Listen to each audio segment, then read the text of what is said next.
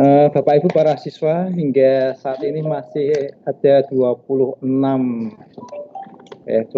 partisipan. Kita masih tunggu dulu teman-teman yang lain untuk bergabung.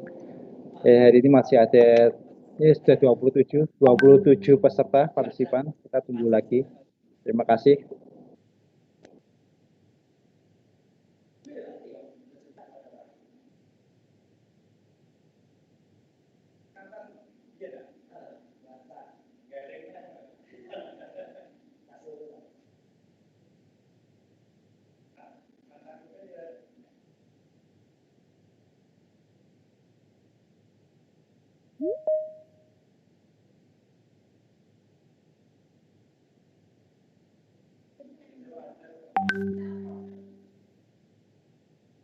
Usaha.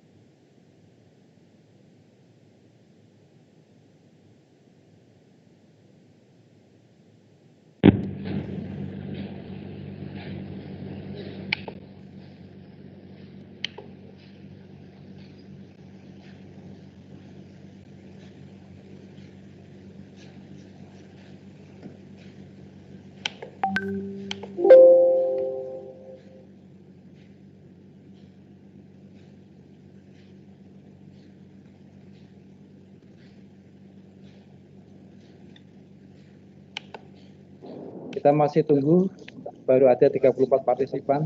Kita tunggu dulu.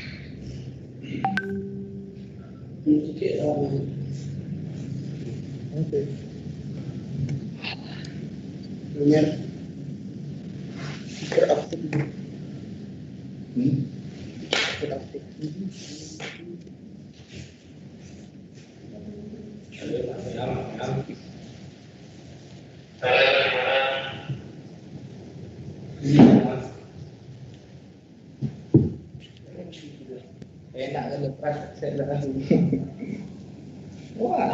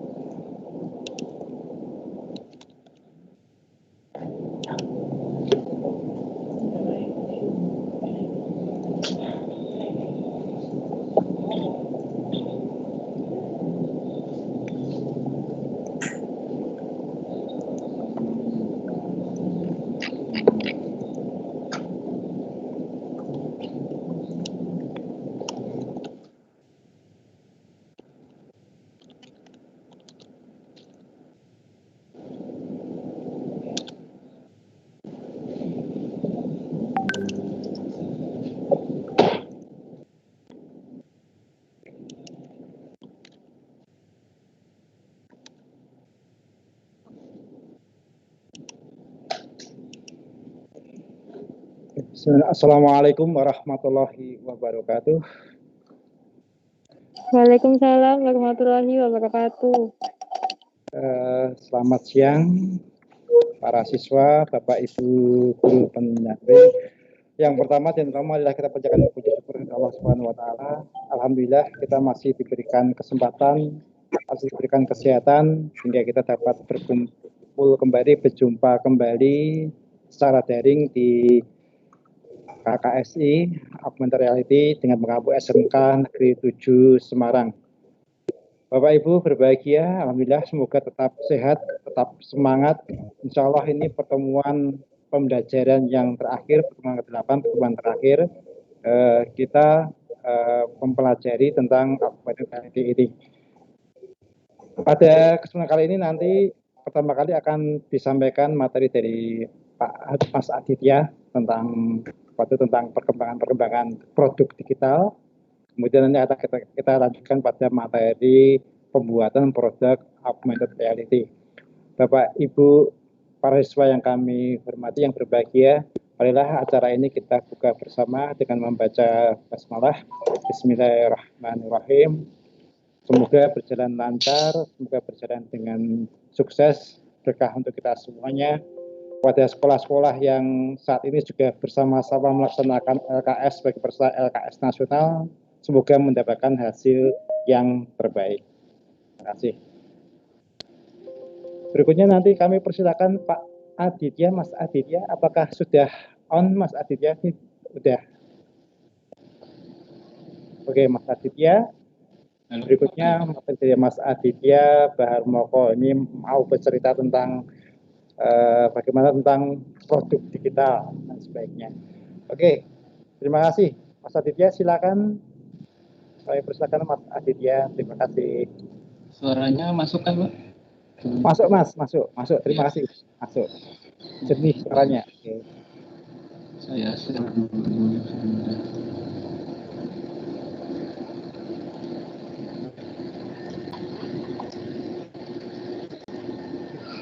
Oke, gambar suara sudah masuk Pak Aditya.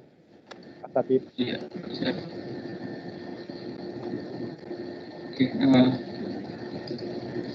Assalamualaikum warahmatullahi wabarakatuh. Selamat siang semuanya serta KKSI kali ini. Terima kasih atas waktunya Pak Jos. Seperti di pertemuan sebelumnya ya, presentasi saya sebelumnya bahwa perkenalkan saya Aditya Bahar Moko, mungkin ada yang kemarin kelupaan. Saya adalah sebenarnya praktisi animasi, melakukan beberapa produk yang menyerempet ke yang masih berhubungan dengan animasi game atau 3D art, dan juga ada AR lebih terkait ke pembuatan asetnya gitu. Nah, selain itu juga saya juga profesi sebagai asesor animasi, kemudian ya untuk selama ini lebih banyak ke services produk dan memulai membuat IP dulu, produk IP animasi juga. Mungkin perkenalannya seperti itu cukup.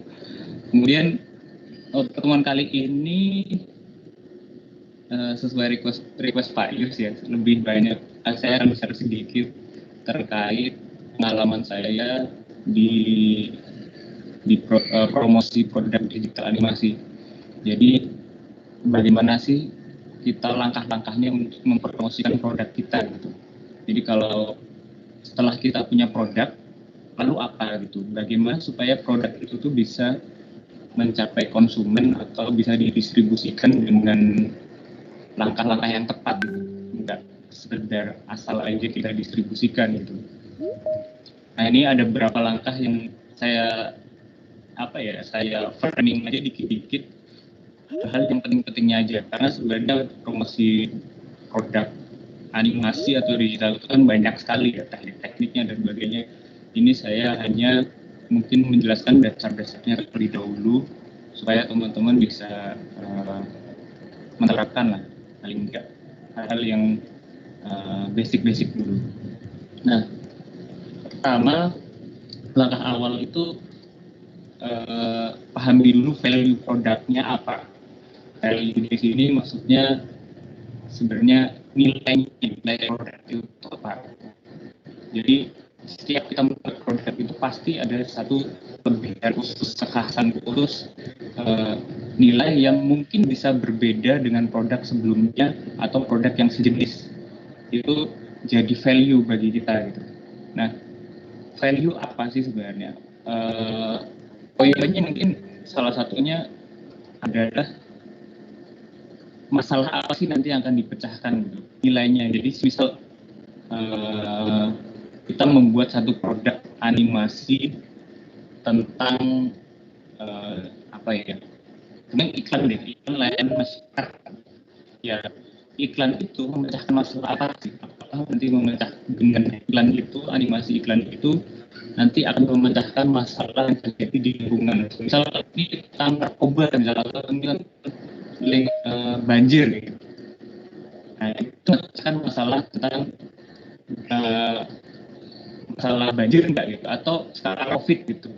Animasi itu memecah masalah itu enggak, semisal itu sosialisasi, memecahkan masalah terkait sosialisasi itu enggak, tentang mungkin cuci tangan yang benar atau mungkin memakai masker dan sebagainya. Itu harus value-nya paling tidak memecahkan satu masalah, bukan sekedar bikin produk. Inilah bedanya mungkin produk karya seni dengan karya apa ya, karya digital yang as a business atau untuk jadi sebuah produk. Itu adalah pemecahan masalahnya apa gitu. Kalau seni mungkin kita bisa bebas melukis gitu tanpa harus memecahkan masalah tertentu dari lukisan itu nggak ada masalah, tapi ini adalah lebih keterapannya gitu, memecahkan masalahnya apa, itu adalah value. Coba di awal itu kita cari dulu value-nya apa, memecahkan masalah apa sih. Kemudian poin kedua adalah kita tentukan juga detail produknya apa gitu. Setelah kita tahu bahwa semisal apa ya, produk animasi tadi itu tuh bisa apa ya, memecahkan masalah, tapi detailnya apa? Apakah ini animasi berdurasi panjang, pendek, animasi bisa ditonton melalui media apa? Apakah layar lebar, apakah smartphone, apakah nanti ditayangkan di platform yang mainstream? Detailnya itu akan seperti apa gitu, resolusinya berapa dan sebagainya, kalau itu video animasi ya. Kemudian juga poin ketiga adalah terkait kepuasan customer-nya seperti apa. Nah, ini saya kasih contoh deh. Ada satu slide, contohnya gini. Misal kita contohkan ini adalah produk media ajar gitu. Mungkin teman-teman saudara-saudara dari pengajar ya, guru SMK atau dari guru-guru SMA gitu. Nah, itu membuat media ajar. Nah, tentukanlah value-nya apa gitu. Kalau semisal bikin media ajar hanya sekedar ya kita membuat media ajar yang sudah ada. Saya contohkan membuat teknologi VR. Dan di kan paket pembelajaran SMA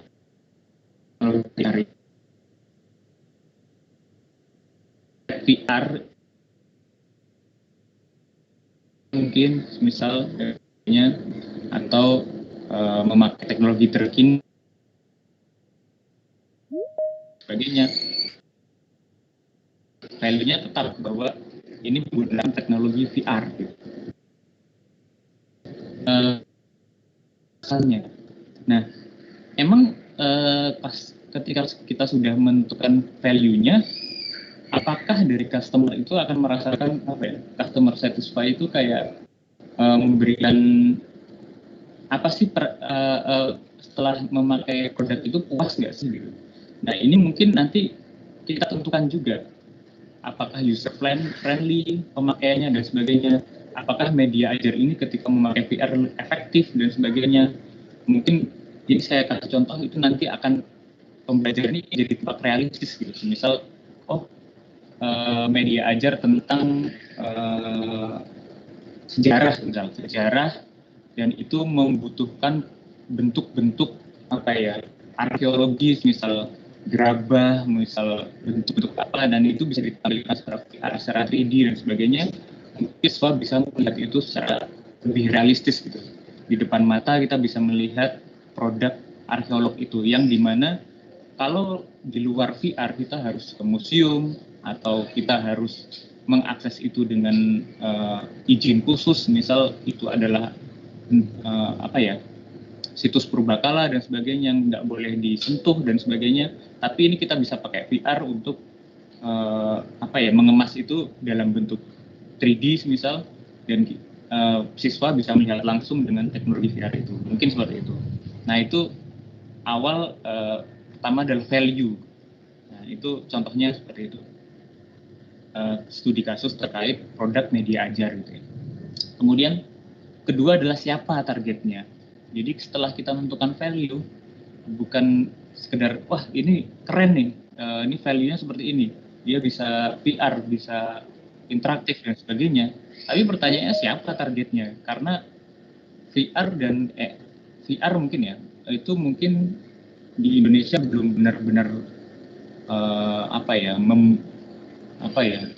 booming gitu, atau belum benar-benar dikenal oleh semua orang gitu, semua kalangan. Berarti targetnya siapa gitu? Kita harus tentukan target konsumennya, produknya itu harus mengerucut tepat pada sasaran gitu. Nah, target konsumen itu mungkin 2 poin, yaitu siapa sih yang akan memakai itu, kedua fitur apa yang penting akan dipakai, fitur utama yang nanti akan dipakai dan memecahkan masalah tadi yang di awal ya, saya sebutkan di awal. Kita pakai contoh lagi produk MediaAjar siapa.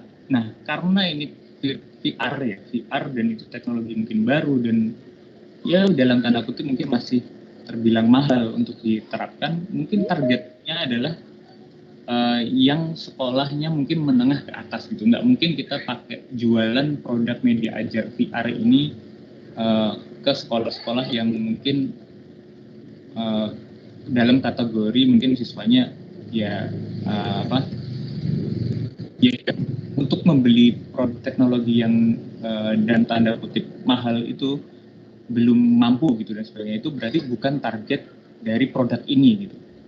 Jadi lebih ke arah mungkin sekolah-sekolah yang mungkin sudah menerapkan kurikulum yang lebih mutakhir dan sebagainya. Berarti itu adalah target konsumen kita gitu.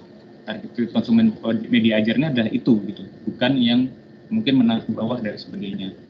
Itu segmennya, customer segmennya. Kemudian fiturnya apa? Mungkin ada yang unik di sini, mungkin bisa ditambahkan mungkin meeting secara virtual dan sebagainya, itu bisa dijadikan poin plus gitu.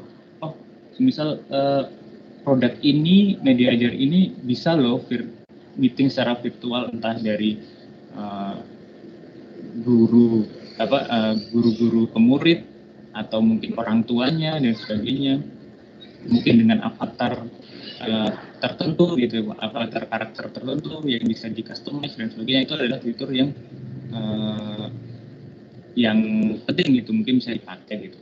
Atau ya yang penting malah justru lebih ke apa ya, asanah kekayaan dari konten itu sendiri. Misal detail dari MediaAjar itu sendiri. Misal kalau tadi tentang sejarah dan arkeologi, bahwa aset-aset terkait dengan barang-barang arkeologis dan sebagainya itu, purbakala dan sebagainya itu bisa diterapkan dengan banyak jenis gitu. Itu bisa jadikan fitur juga gitu, yang fitur yang penting gitu, yang nanti bisa dipakai oleh customer. Nah, kemudian ketiga adalah seperti apa relasi customer-nya itu dengan produkmu. Jadi setelah kita tahu value-nya apa, kemudian kita tahu targetnya itu siapa, kemudian relasinya nanti hubungannya seperti apa ya? Maksudnya apakah, kan tidak mungkin kalau misal kita hanya sekedar jual jual buah mangga gitu di jalanan, ya udah orang beli, ya udah dimakan kenyang, udah value-nya dapat, permasalahan laparnya mungkin keinginan untuk makannya sudah selesai, ya udah gitu. Nah, di sini kita harus selain hanya sekedar itu, kita harus membangun relasinya supaya bagaimana customer itu bisa repeat order lah istilahnya, bisa lagi dan lagi gitu. Jadi mencoba lagi untuk membeli lagi produknya atau membeli fitur terbarunya dan sebagainya. Nah, itu relasinya seperti apa? Contohnya semisal relasi itu seperti apa? Yaitu misal maintenance produk. Kemudian kedua mungkin update fiturnya. Terus ketiga mungkin KPI atau Key Performance Indicator terkait dengan kualitinya. Jadi itu dijaga, misal itu relationship-nya ya. Nah, semisal maintenance itu apa sih? Semisal melayani lah, kalau ada semisal kendala terkait operasional mengoperasikan produknya. Misal ada kita melayani customer service gitu untuk jikalau memang produk itu nanti ada kendala dan sebagainya, itu maintenance. Kemudian update fitur, misal teknologinya udah ketinggalan nih, sekarang itu udah seperti ini, seperti A, B, C dan sebagainya, mungkin produk itu nanti bisa diupdate yang dengan teknologi yang terbaru dan sebagainya. Kemudian kualitasnya dijaga, user experience-nya juga dijaga, apakah itu friendly user atau enggak dan sebagainya. Jadi itu adalah relation-nya, gimana supaya customer itu tetap nyantel gitu, tetap memakai produk itu dengan jangka waktu yang lebih lama gitu, enggak hanya sekedar sekali beli tadi yang saya contohkan, beli buah mangga udah dimakan kenyang gitu aja, udah selesai. Tapi gimana caranya orang itu akan membeli buah mangga itu lagi, gitu. Seperti itu, karena salah satunya adalah maintenance-nya baik, ada update fitur dan kualitasnya pun tetap dijaga gitu. Nah, kemudian keempat adalah platformnya apa, platform produknya itu apa, sampai ke customer.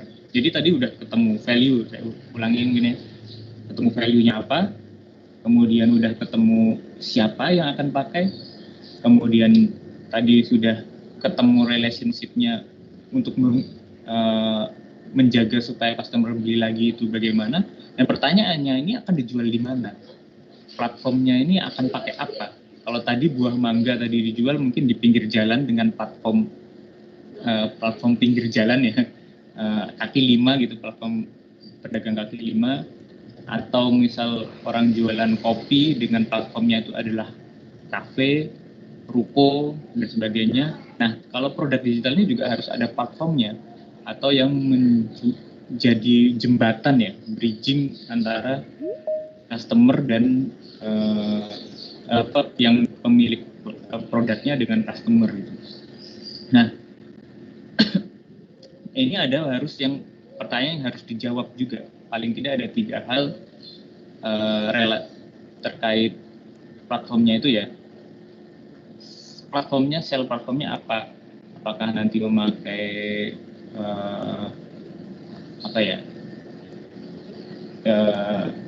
internet atau sebagainya, nanti harus ditentukan. Kemudian kedua, apakah cocok dengan target konsumen? Karena tadi kan kita ambil sampel produk bahan ajar menggunakan VR. Target konsumennya adalah menengah ke atas.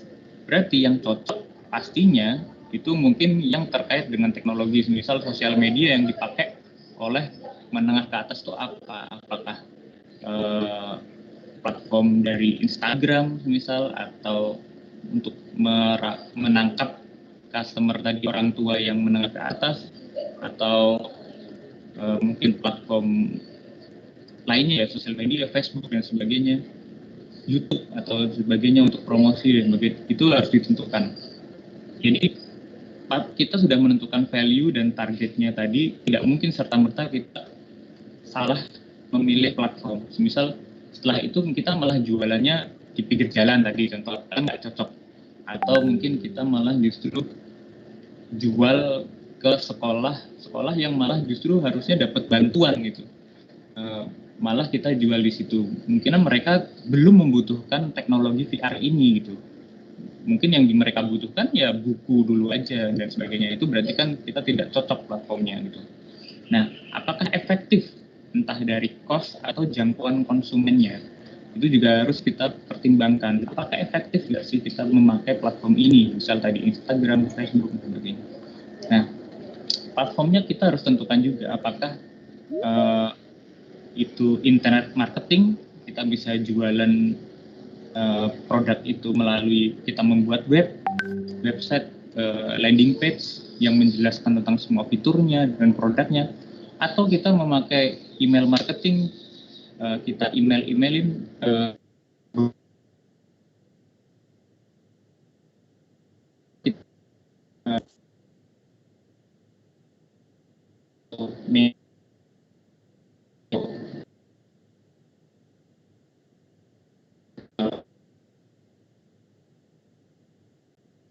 internet marketing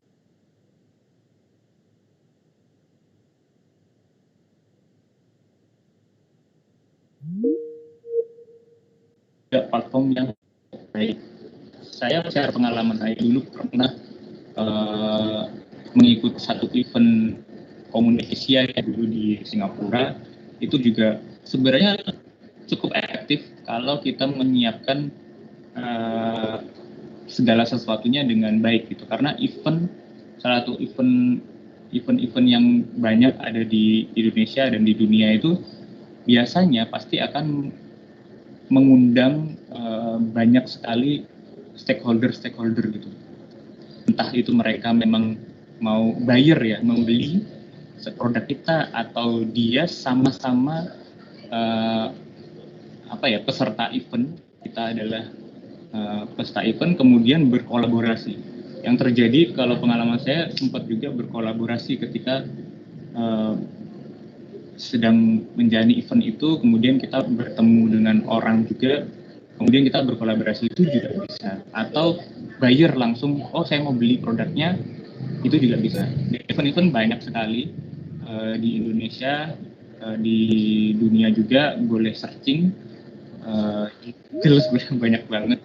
Misal teknologi event atau banyaklah summit juga, pertemuan yang menarik itu terkait teknologi. Ya mungkin salah satunya komunikasi itu yang kalau pengalaman saya pernah itu, atau produk event-event kementerian, mungkin pendidikan dan sebagainya yang biasanya memfasilitasi itu untuk mempromokan produk-produk kita. Biasanya kan disediakan satu booth dan kita bisa yang pendatang itu pengunjungnya bisa langsung kita jelaskan, ini loh produknya, ini loh fitur kelebihan fiturnya, ini loh maintenance-nya, kalau misalnya maintenance-nya kalau misalnya yang disediakan oleh produk kita gitu.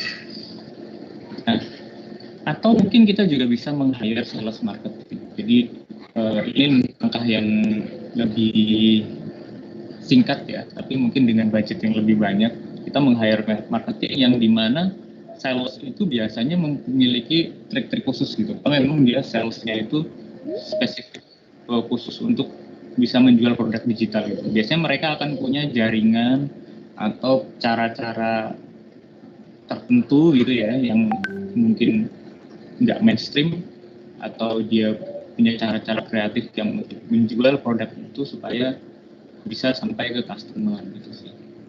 Itu salah satunya. Nah, simpulnya apa sih? Mungkin bisa disimpulkan seperti ini sih. Jadi pahami dulu produkmu itu tuh apa, kemudian tentukan konsumenmu, siapa konsumennya itu, kemudian masalahnya. Jadi pemecahan masalah customer itu sangatlah penting. Kemudian jaga relationship-nya, jadi dijaga supaya terkoneksi terus dengan konsumen. Kemudian ya silahkan pakai hasilnya selanjutnya. Dalam hal ini mungkin terjadi repeat order atau terjadi sales gitu, penjualan, atau terjadi revenue stream gitu, pendapatan gitu sih. Nah, mungkin cukup sekian dari presentasi saya. Ada 4 poin dulu saja, walaupun mungkin memang banyak sekali sebenarnya poin-poin terkait promosi produk ya, terutama digital gitu dan animasi. Ini saya share saja yang sesuai dengan pengalaman saya selama mempromosikan produk animasi, baik itu jasa ataupun IP, intellectual property yang kita buat gitu. Mungkin sekian, mohon maaf jika banyak kekurangan dari penyampaian ataupun materinya. Semoga bermanfaat, terutama untuk bagi teman-teman yang sedang membuat produk digital ya, dan baru memulainya. Mungkin poin-poin ini bisa dijadikan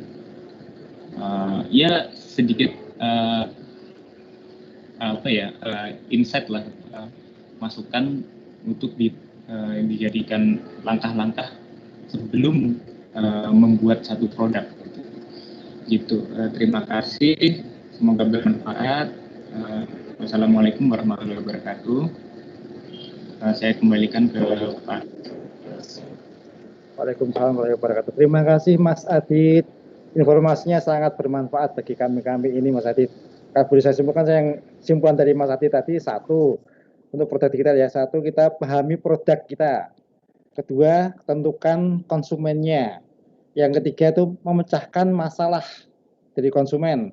Kemudian menjaga relasi kita dari produsen ke konsumen. Dan terakhir, petik hasilnya. Insya Allah bermanfaat untuk semuanya. Terima kasih Amin. Mas Adit, ya, ilmunya alhamdulillah bermanfaat, menginspirasi kita semuanya. Semoga berkah untuk kita semuanya, semoga bermanfaat untuk kita semuanya. Hatur nuwun Mas Adit ya. Ya Pak. Bapak Ibu guru, para siswa yang berbahagia, demikian tadi materi dari Mas Adit tentang bagaimana kita mensiasati produk-produk kita agar bisa diterima oleh pasar, diterima oleh masyarakat, dan bisa meningkat nilai jualnya, nilai manfaatnya. Sesi berikutnya, penyampaian materi tentang produk pembuatan AR, nanti disampaikan oleh Mas Ezra dan Mas Salahuddin. Kepada Mas Ezra, kami persilakan.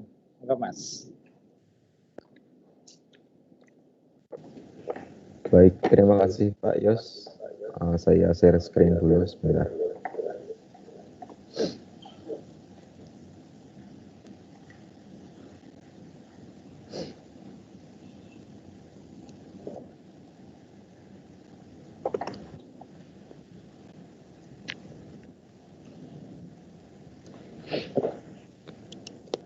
Oke, kelihatan ya. Selamat siang teman-teman semua. Pada pertemuan kali ini, pertemuan terakhir ya, pertemuan 8, kita akan belajar tentang materi terakhir, yaitu pembuatan image target untuk augmented reality, serta compile aplikasi AR ini ke APK supaya dapat diinstal ke perangkat Android.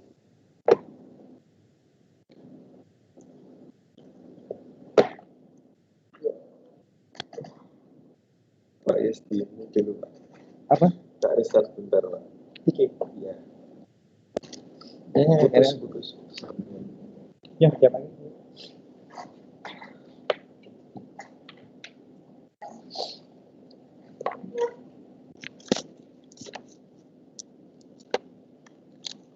Oke, bentar ya. Ini sebentar, ini komputer saya ada gangguan. Jadi perlu di restart bentar. Ini share screen-nya, nanti saya matikan dulu bentar.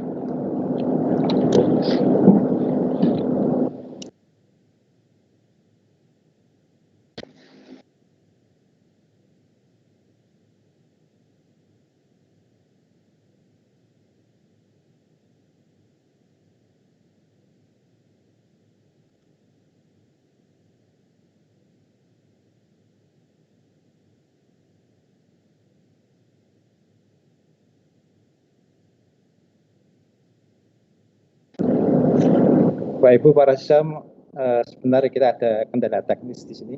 Komputer kami membutuhkan restart. Jadi kami restart sebentar, nanti kita lanjutkan lagi. Semoga segera tuntas selesai masalahnya.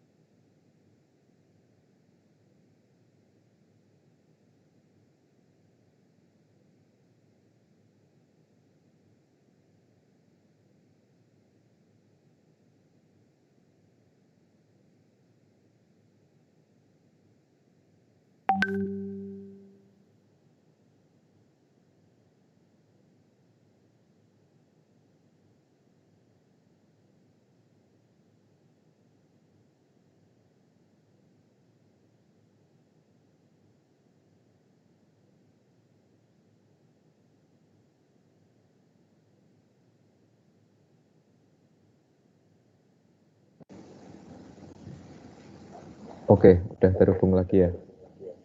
Bentar, tunggu share screen-nya.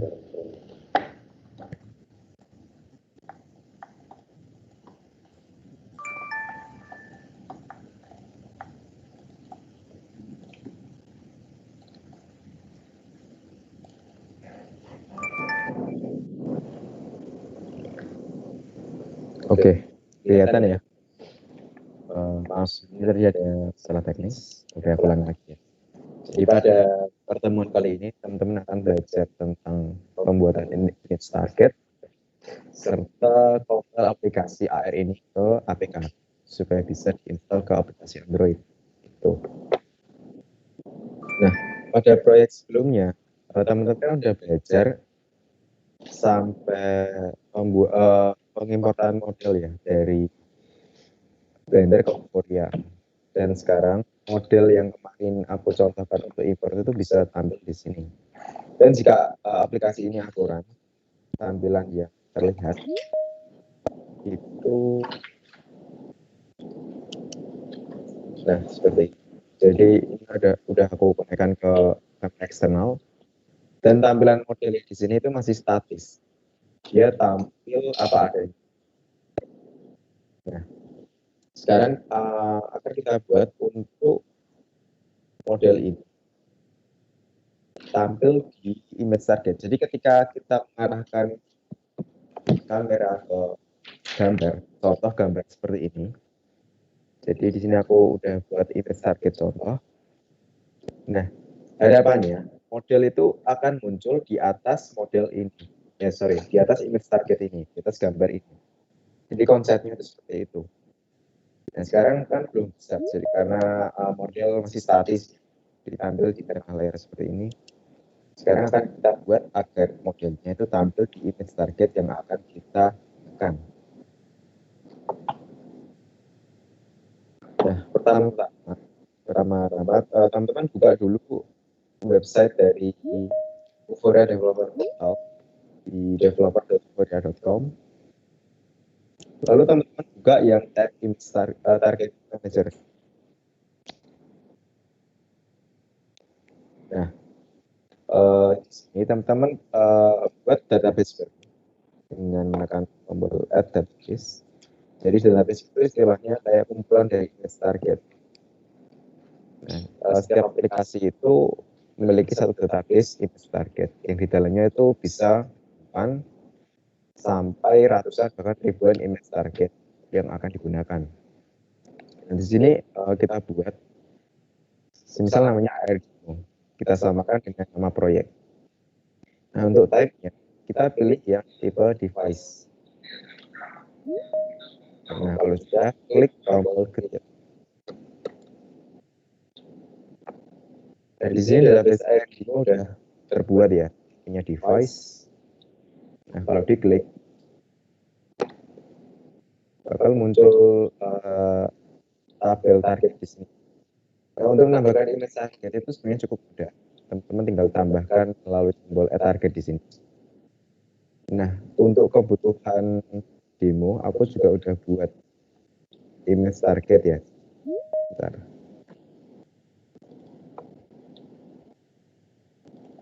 Nah, di image target yang aku lihat di kantor itu image target yang ini. Soalnya di sini aku punya dua image target dan per image target itu untuk model yang berbeda. Dan di sini aku di aplikasi aku bakal pakaiin dua image target yang berbeda. Harapannya nanti image target satu memunculkan objek A dan image target dua itu memunculkan objek B. Nah, untuk menambahkan gambar ini ke database di Vuforia, tinggal kita klik add target di sini. Nah, untuk tipenya, karena kita menggunakan gambar ya, flat, jadi kita pilih yang single image dengan simbol seperti kertas di sini. Nah, untuk filenya tinggal kita arahkan ke file gambar yang ingin kita gunakan.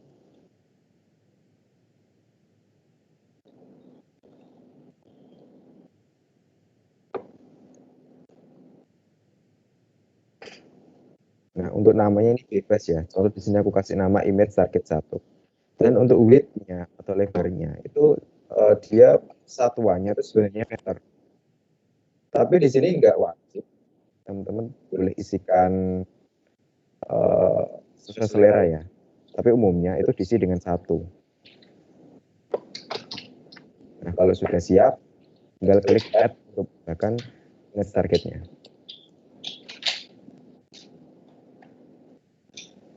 Nah, setelah image target itu berhasil di-upload, bakal muncul di tabel di sini. Dan perhatikan, pada kolom rating, dia punya rating 4 bintang dari 5 bintang. Jadi semakin tinggi bintangnya, itu semakin mudah Vuforia dalam mengenali image target. Jadi saranku untuk penggunaan image target itu gunakan gambar yang sekiranya banyak atau unik, sehingga dia augmentable. Jadi Vuforia bisa lebih mudah mengenali. Tapi kalau gambar nggak jelas, pecah-pecah, dia bakal nggak bintangnya di sini, dia nggak augmentable. Di sini aku kasih contoh dari yang augmentable di sini. Seterusnya aku upload juga target 2, caranya sama. Kita tinggal pilih filenya, terus kita add target.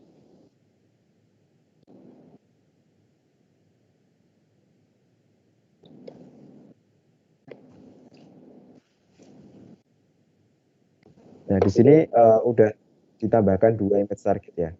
Image target yang pertama itu punya rating 4 bintang, sedangkan yang image target 2 itu punya rating 3 bintang. Dan keduanya punya single image. Nah, kalau semisal upload semua ke database, cara mendownload database-nya itu tinggal klik download database di sini. Dia akan menghapus semua image target yang ada dalam database. Untuk selanjutnya akan diinstal ke proyek Unity. Yang tipe Unity Editor ya. Jadi kita pilih Editor. Selanjutnya kita klik download untuk mulai mengunduh.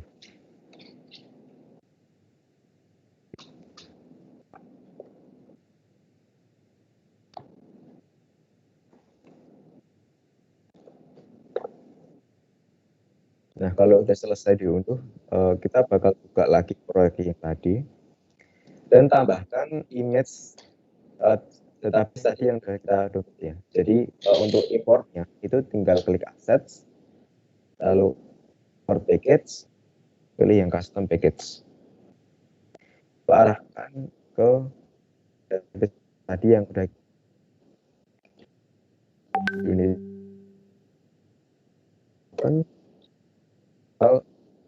Muncul jendela import seperti ini. Nah, untuk mengkonfirmasi, tinggal klik tombol import.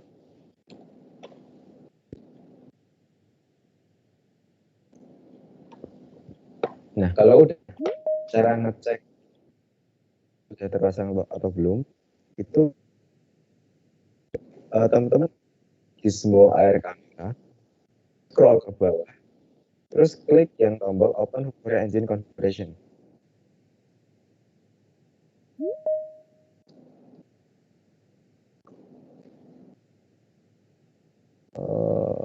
Bentar. Nah, di sini di bagian database kan udah ada listnya. Di sini kita tambahkan database AR Unity. Nah, artinya database tadi yang udah kita buat AR di sini itu udah tambahkan ke proyek Unity. Nah, selanjutnya kita akan buat objek image target di scene manager di sini. Caranya cukup mudah. Jadi kita tinggal klik tambah, lalu Vuforia Engine, lalu pilih yang target.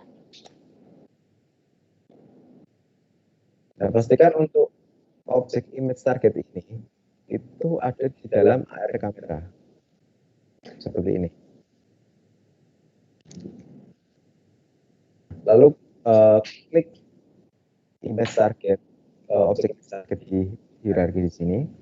Lalu pada tab inspector, ada jendela inspektor. Nah, pada image target behavior di kolom tipenya, teman-teman pilih yang from database. Nah, terus database-nya pilih database tadi yang sudah kita tambahkan, yaitu AR. Nah, lalu image targetnya pilih yang sesuka yang ingin digunakan. Jadi contoh di sini aku pakai image target 1. Nah, kalau aku scroll zoom ke objeknya, dia bakal muncul objek image targetnya seperti ini.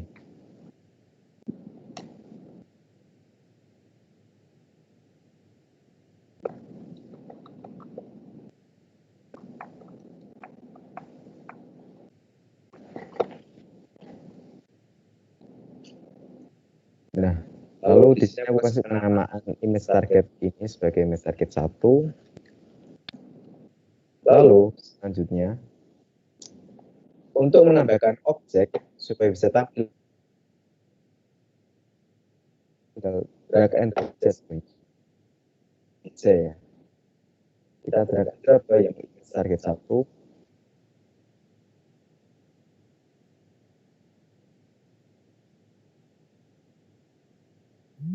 Contoh di sini posisi dari image target 1 itu X0, Y0, Z0. Kita buat mejanya juga posisinya X0, Y0, dan Z0.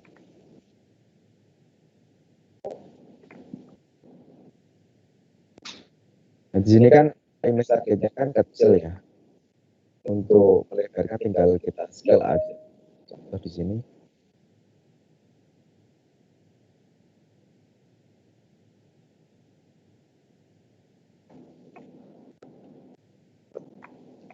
Ada dua opsi sih. Teman-teman bisa ubah ukuran dari image target atau ubah ukuran dari objeknya.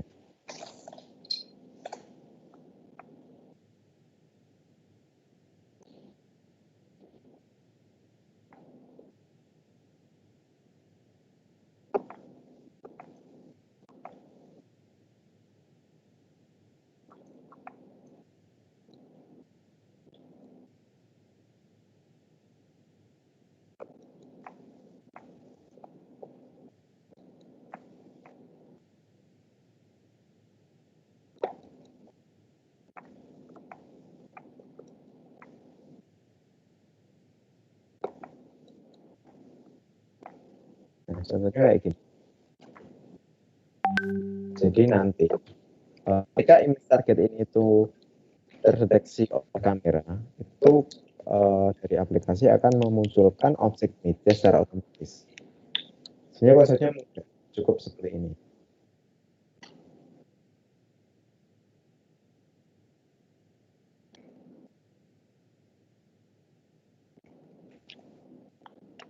Nah, coba kita run dulu untuk ujian image targetnya.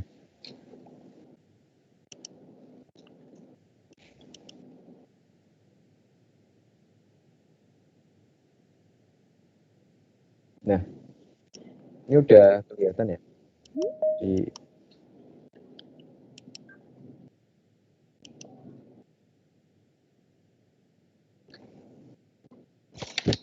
kelihatan ya? Iya. Sudah. Nah, di sini udah muncul objeknya, cuma ini kan kegedean ya.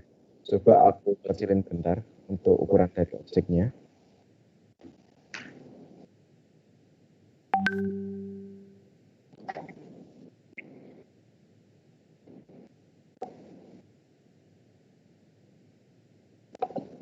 Jadi untuk ukuran dari objek itu sebenarnya nggak ada ukuran pastinya. Trial and error aja. Jadi kalau misal kelihatan kegedean, tinggal dikecilin.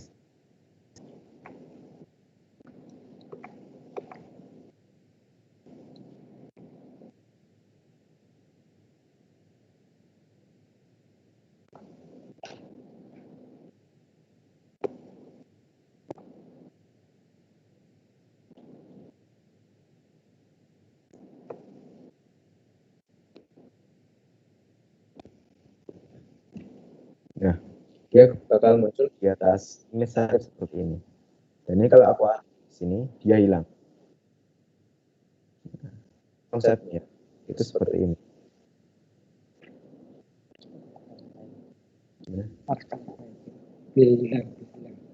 Coba kita arahkan ke sini, dia akan hilang. Kalau aku arahkan balik ke image-nya, dia akan muncul kembali seperti ini. Jadi konsepnya sebenarnya mudah. Kita tinggal drag and drop objek yang ingin kita tampilkan ke dalam gizmo image targetnya. Objek image target.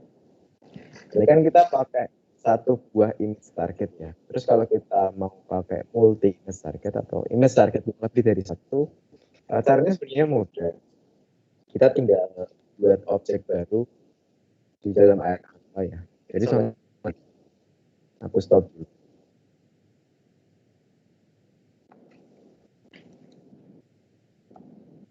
Jadi di sini kita tinggal buat image target di dalam AR kita. Klik kanan, over AI.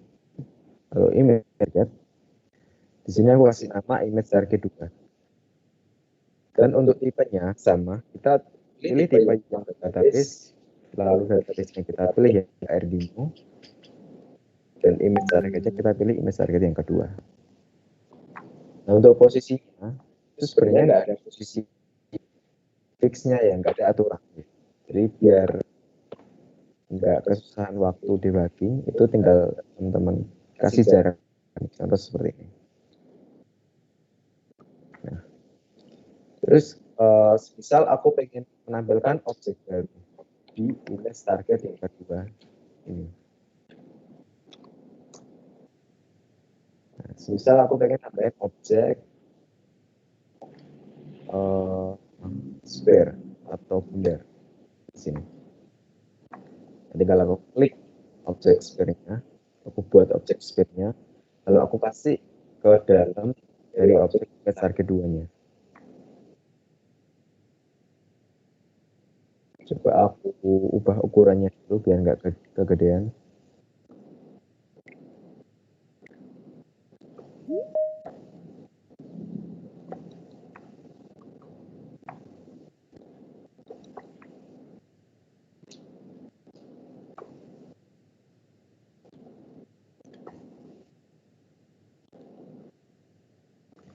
Nah, kalau udah, coba kita testing ya di image target 1 dan image target 2. Kebetulan juga aku juga udah print gambarnya untuk yang image target 2.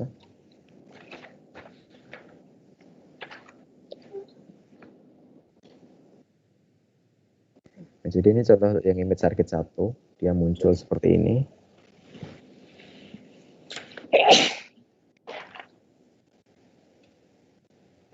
Nah, ini kadang-kadang bugnya dari Vuvera itu seperti ini ya.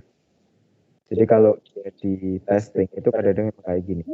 Tapi kalau nanti ini di real device, di mana kameranya tajam, itu nggak akan seperti ini.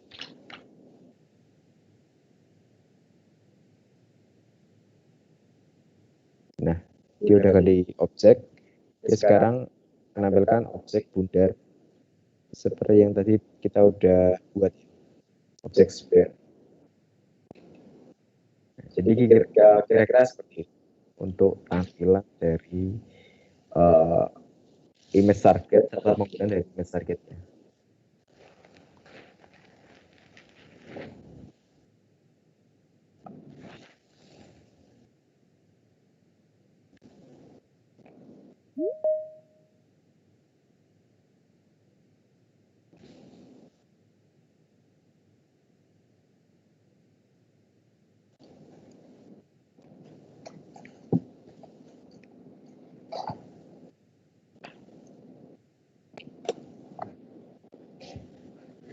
Nah, untuk selanjutnya kita bakal mengkonversi untuk kompilasi dari aplikasi ya.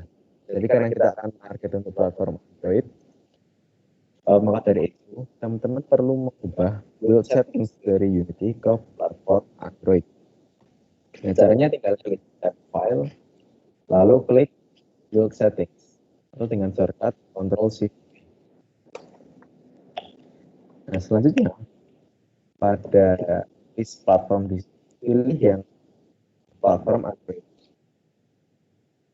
Lalu klik switch platform kalau belum di switch ya. Jadi untuk yang sekarang itu kan dia pakai yang platform PC, ada logonya di sini. Artinya dia pakai platform yang secara default. Kita ubah ke platform Android. Tinggal diklik switch platform.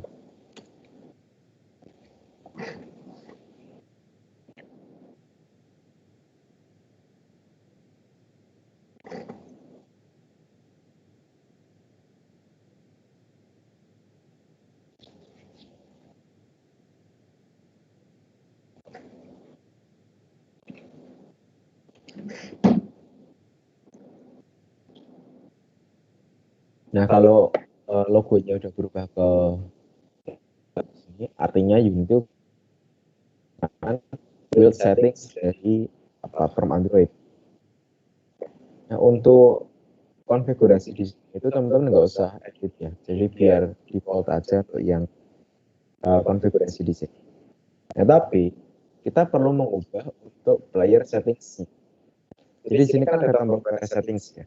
Teman-teman klik aja. Nanti bakal muncul jendela project setting playernya. Nah, di sini untuk companion name pada kolom companion name itu diisi timnya. Atau mungkin kalau teman-teman besok udah punya perusahaan, itu lebih baik diisi perusahaan pengembang aplikasinya. Nah, lalu untuk produk name-nya itu diisi nama aplikasi dari teman-teman yang kembangkan. Sini aku kasih contoh AR. Nah, untuk versinya aku kasih contoh versi 0.1. Nah, lalu di sini ada default icon itu untuk ikon di launchernya ya. Teman-teman tinggal buat image aja, terus drag and drop ke sini. Jadi biar nanti waktu diinstal itu aplikasinya punya ikon di launchernya. Jadi biar lebih menarik. Nah, ini teman-teman nggak usah ngubah ya settings for PC ya. Cukup untuk settings for Android. Karena kita bakal menarget Android aja. Nah, lalu di by default icon ini ada default cursor sama cursor hotspot. Ini nggak perlu diubah karena pada umumnya Android itu nggak perlu pakai cursor, kan pakainya touchscreen ya. Jadi nggak perlu untuk yang default cursor dan cursor hotspotnya. Lalu scroll ke bawah, pada bagian settings for Android itu ada icon ya pertama ini.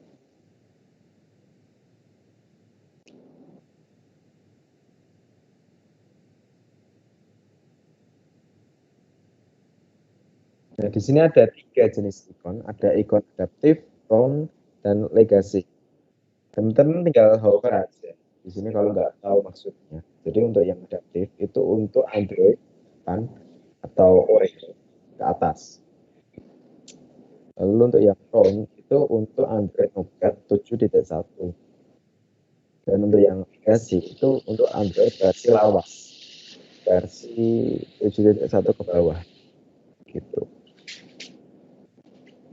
Nah, lalu untuk resolusi dan presentasinya, teman-teman tinggal coba di sini. Karena jika ingin mengubah resolusi menjadi full screen saat aplikasi itu dibuka, tinggal centang atau saya klik yang ini, start in full screen mode.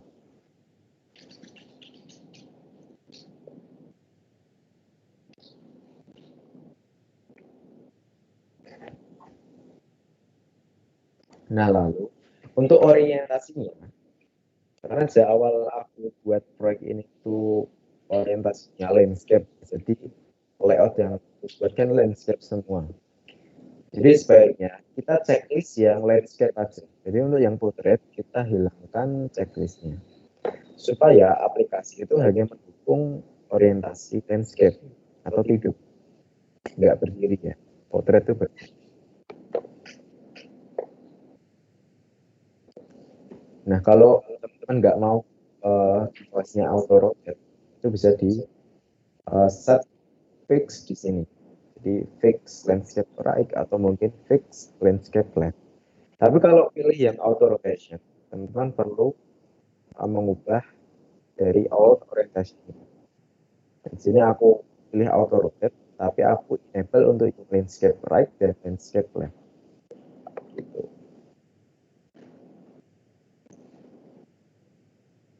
Nah, untuk splash image itu dia ikon yang muncul ketika teman-teman buka aplikasi pertama kali. Jadi seperti splash screen lah, sebutannya seperti itu. Jadi kayak ada loadingnya, ada tampilan loadingnya. Yaitu bisa diubah ke gambarnya di sini. Tinggal drag and drop aja. Nah, untuk stylenya atau temanya itu tinggal diubah di sini. Pilih tema gelap atau tema terang. Dark on light atau light on dark. Light itu berarti dia background-nya light, teksnya dark. Sedangkan dark on light itu background-nya dark, teksnya light.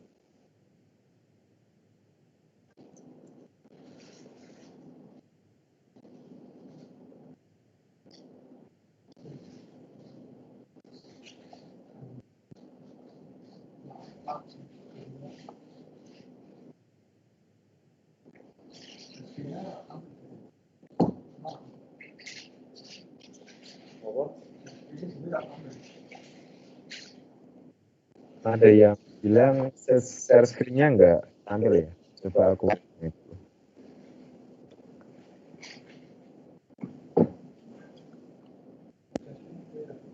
Nah, kelihatan.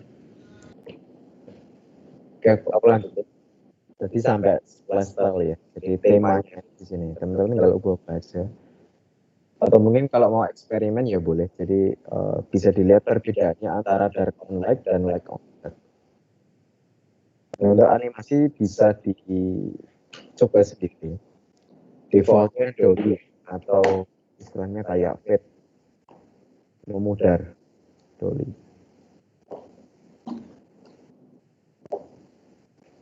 Nah, untuk background image juga bisa diubah di sini dan static splash image juga bisa diubah di sini. Ini nggak aku kasih contoh karena ini nggak wajib, ini opsional.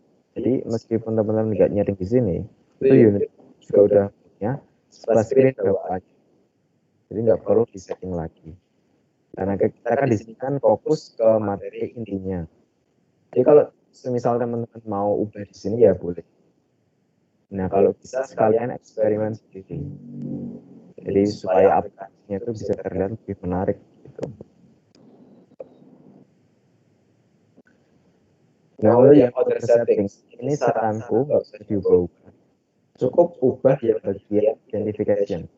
Jadi kalau yang graphic settings ini, nggak usah diubah ya, dia defaultnya. Gunakan Vulkan dan Opel GL3. Nah, untuk identification di sini, teman-teman perlu ubah package name-nya sesuai dari package name yang disarankan untuk aplikasi. Contohnya, format dari package name itu dia menggunakan alamat perusahaan, lalu dilanjutkan nama aplikasinya. Contoh, aku punya domain ezralazuardi.com. Jadi aku ngisinya .ezralazuardi nama aplikasinya. Nah, umumnya seperti itu. Contoh kalau aplikasi lain seperti Telegram, itu kan dia punya package name org.telegram. Karena dia punya domain perusahaan itu telegram.org. Jadi dibalik gitu. Tapi kalau di sini teman-teman nggak punya domain atau mungkin hanya pengen belajar aja, ya nggak perlu diganti atau setidaknya diubah ke namatik. Misalnya com.namating.nama aplikasi seperti itu. Nah, untuk minimum levelnya nanti saranku default aja. Pakai Android versi 4.4 API level 19. Dan untuk target API levelnya itu pilih yang highest automatic.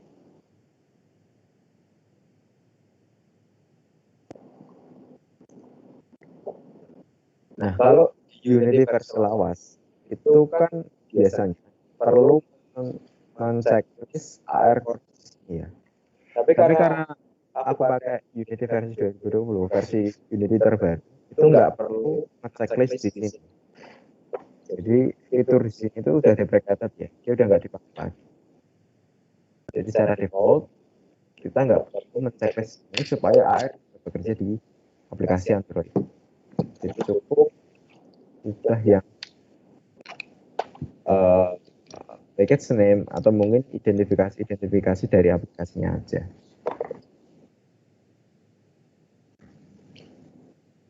Nah, lalu untuk publishing settings itu digunakan ketika teman-teman ingin merilis aplikasi ke Play Store. Nah, itu perlu yang namanya publishing settings.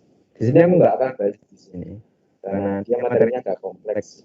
Karena teman-teman perlu membuat yang namanya Keystore dulu, lalu membuat platform rilis untuk perilisan aplikasi ke Play Store.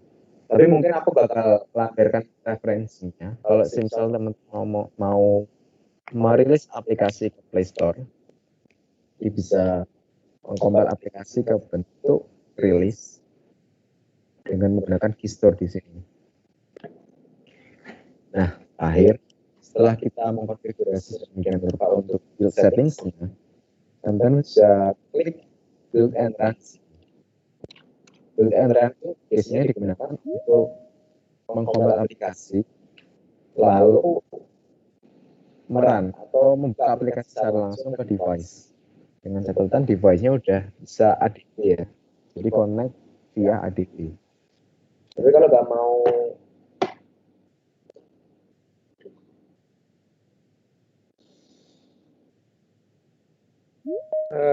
Mohon maaf, masih ada kendala teknis lagi di komputer kami. Komputer kami ada kendala teknis lagi.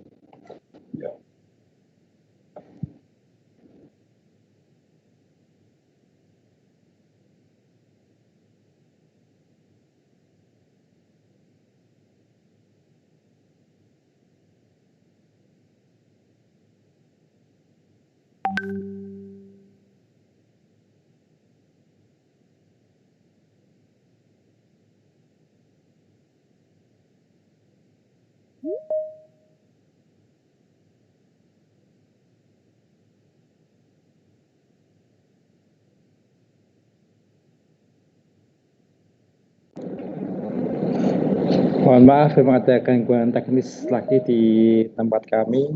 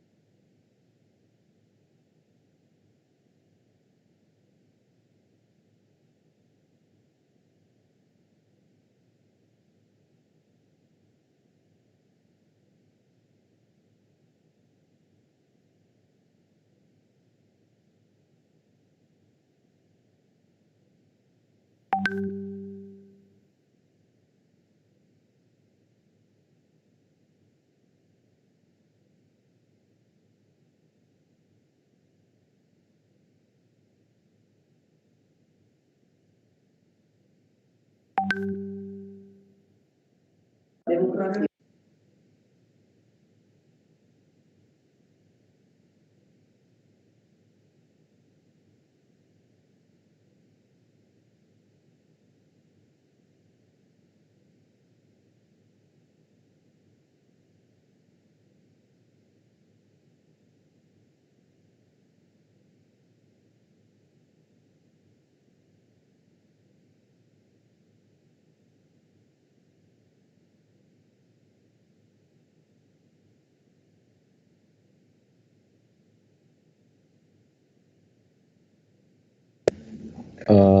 Maaf ya, tadi ada kendala teknis lagi. Jadi komputernya perlu restart lagi. Dan karena itu ternyata nggak ke-save ya. Tapi nggak apa-apa. Tadi kan aku jelasnya juga mau selesai. Tadi kita sampai untuk build settings ya. Ambil nggak Pak? Oke, ambil ya. Jadi aku sampai jelasin ke yang build settings. Ini aku switch platform dulu. Jadi intinya teman-teman ubah ke player settingsnya, di mana yang merujuk ke identifikasi dari aplikasinya. Contoh seperti ikonnya, lalu mungkin splash screen-nya, lalu mungkin nama, package name, serta versinya. Selain itu nggak usah. Apalagi untuk yang settings grafik itu nggak usah diedit-edit lagi, biarkan default. Nanti takutnya kalau yang grafik settings itu diubah-ubah, nanti bakal error di Vuvurianya. Jadi Vuvurianya nanti bakal ngebug, tampilannya hijau blank gitu.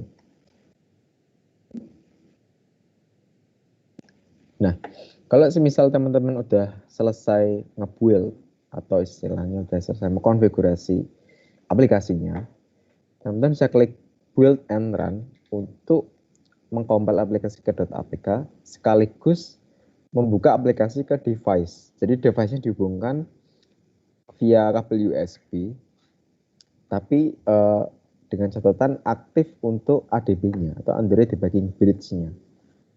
Teman-teman bisa search untuk mengaktifkan ADB pada Android. Jadi teman-teman tinggal buka tutorial aja. Ini gampang kok sebenarnya mengaktifkan ADB di Android.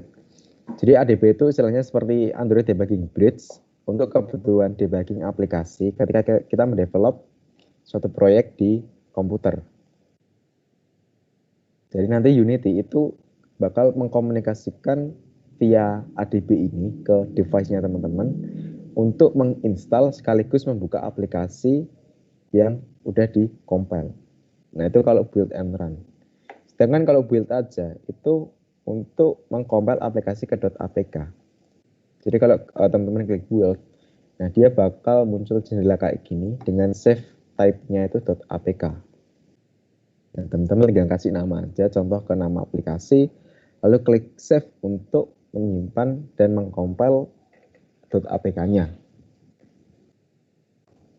Nah, selanjutnya itu tinggal diinstal ke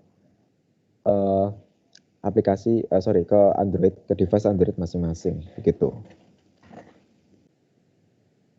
Nah, itulah untuk konfigurasi build serta pembuatan image target. Mungkin ada yang ingin ditanyakan dari teman-teman. Kalau semisal penjelasanku kurang jelas atau terlalu cepat gitu, bisa ditanyakan ya. Atau mungkin kalau yang mau open mic juga boleh open mic.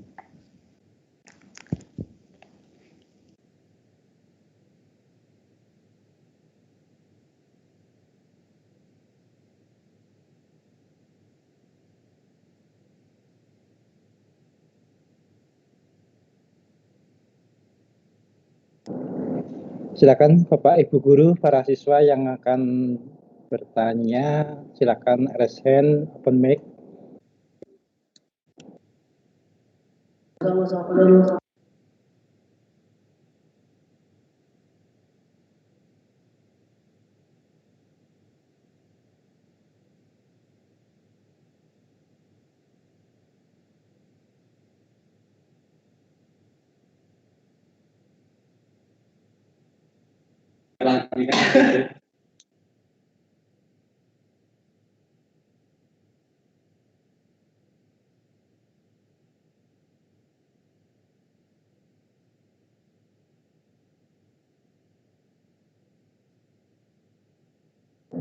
Ada yang akan bertanya, kami persilakan.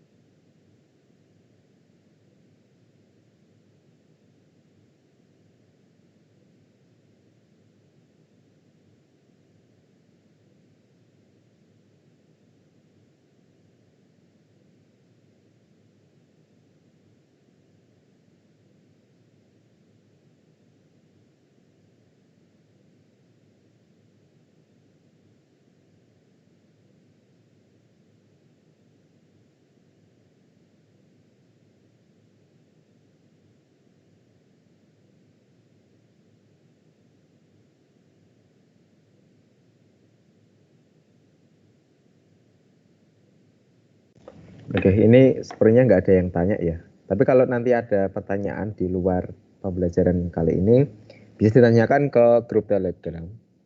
Dan nanti untuk rekaman daring ini bakal aku upload ke website ya, ar.israelajari.com, supaya teman-teman bisa review materi lagi dari pertemuan awal sampai pertemuan akhir ini. Dan harapannya bisa membantu untuk proses pengembangan teman-teman dalam mengembangkan aplikasi AR begitu. Nah, untuk selanjutnya saya kembalikan ke Pak Yosiarto. Terima kasih. Oke, terima kasih Mas Ezra. Jadi Bapak Ibu para siswa, tidak terasa ya, tanggal 20 Oktober hari Selasa ini adalah pertemuan kita ya, pembelajaran kita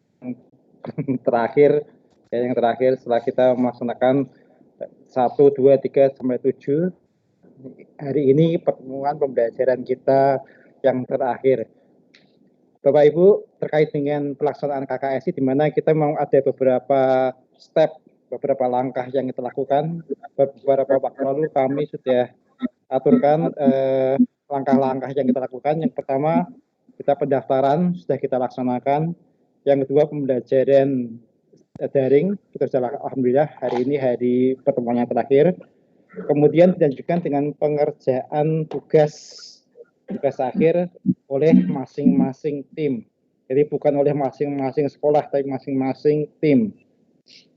Ada beberapa sekolah yang satu sekolah itu mengirimkan lebih dari satu tim, berarti mengirimkan setiap tim satu buah karya. Sesuai dengan yang kami pernah edarkan, pengerjaan karya adalah mulai tanggal 26, mulai ini setelah ini selesai, kita pengerjaan tugas akhir kami tunggu sampai tanggal 5 Desember 2020.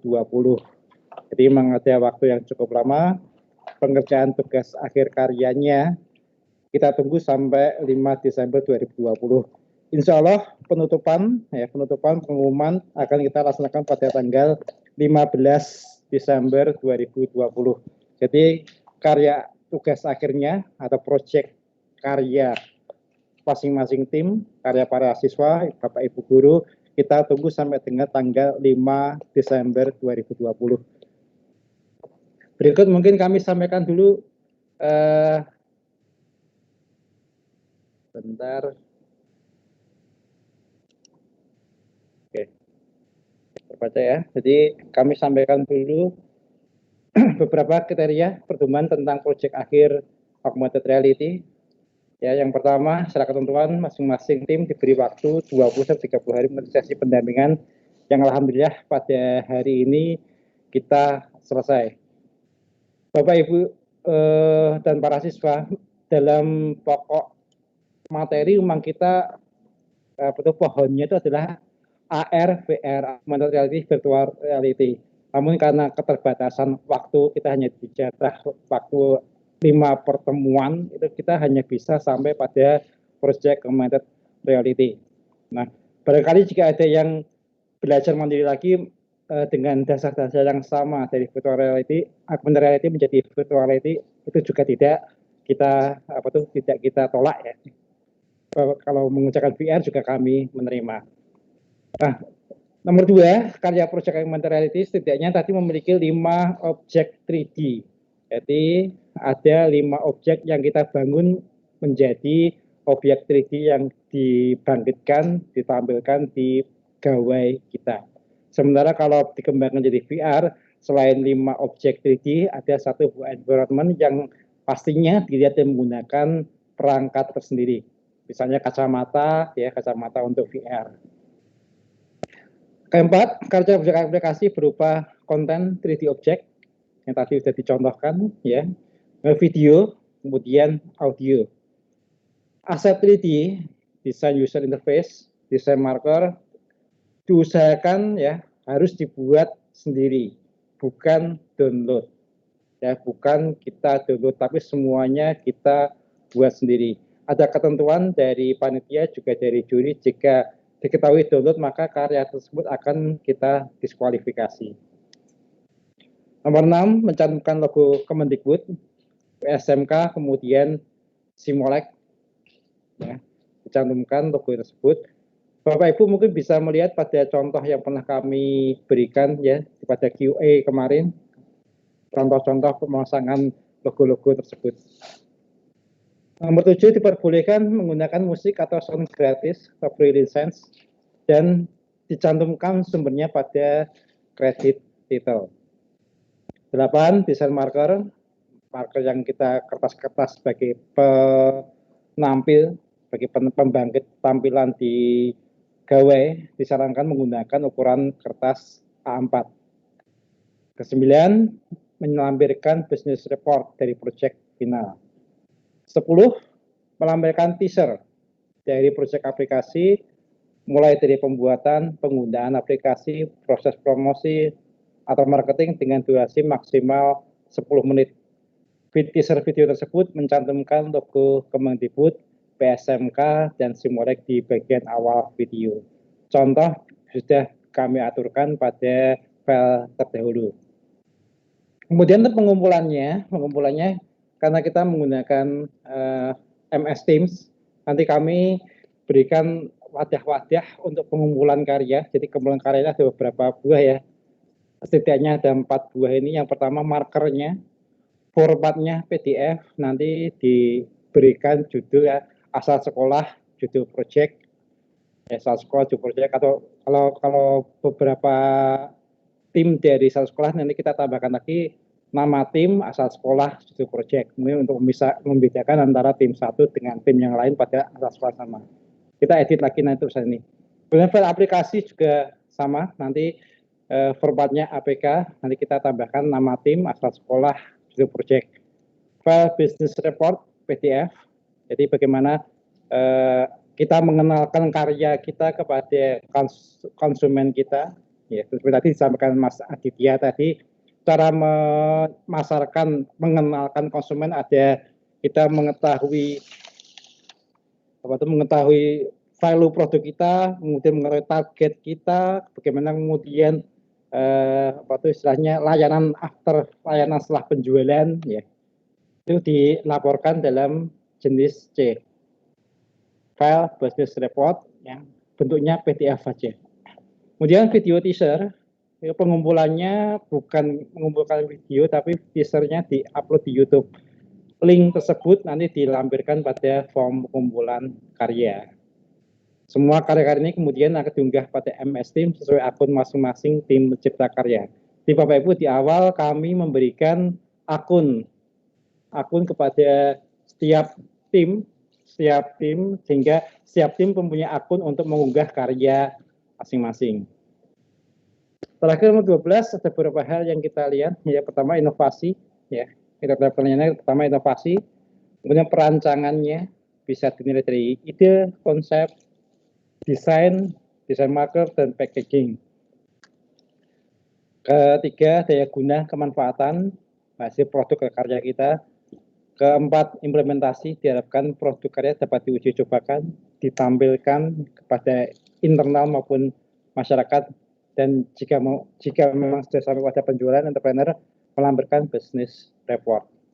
Business report tidak selalu berupa finansial, ya, berupa uang, tapi istilahnya testimoni dari pengguna karya kita, termasuk juga business report. Kepuasan pelanggan kita pada karya kita termasuk business report. Jadi tidak terlalu kita memandang business report harus berupa finansial, tapi bagaimana karya kita meningkatkan nilai. Kalau kita buat media pelajaran kita meningkatkan nilai pelajaran yang kita sampaikan. Bapak Ibu, ini akan kami perbaiki dengan nanti menambahkan nama tim, kemudian akan kami sharekan di WA group kita.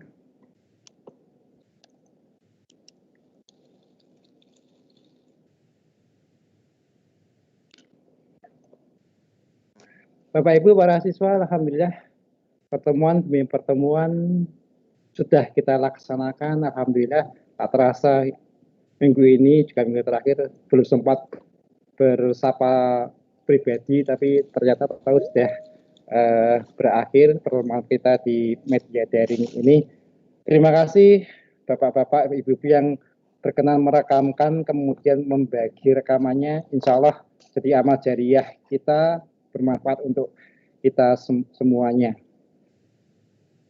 Kami sebagai pemandu, sebagai host, selama dalam pengantar pendampingan pembuatan AR ini, mohon maaf sebesar-besarnya, baik pertama, kedua, ketiga, keempat, hingga ke-8 ini. Jika ada tutur kata kami yang salah, tidak ada yang tidak berkenan, kami mohon maaf sebesar-besarnya. Untuk pertemuan ini, marilah kita tutup dengan membaca hamdalah. Alhamdulillahirabbil alamin. Matur nuwun. Sampai jumpa lagi di daring-daring selanjutnya, insya Allah. Selamat berkarya, semoga sehat, semoga tetap terjaga berkah untuk kita semuanya. Terima kasih. Komunikasi akan kita lanjutkan di WhatsApp group maupun Telegram group. Matur nuwun, saya akhiri. Wassalamualaikum warahmatullahi wabarakatuh. Waalaikumsalam.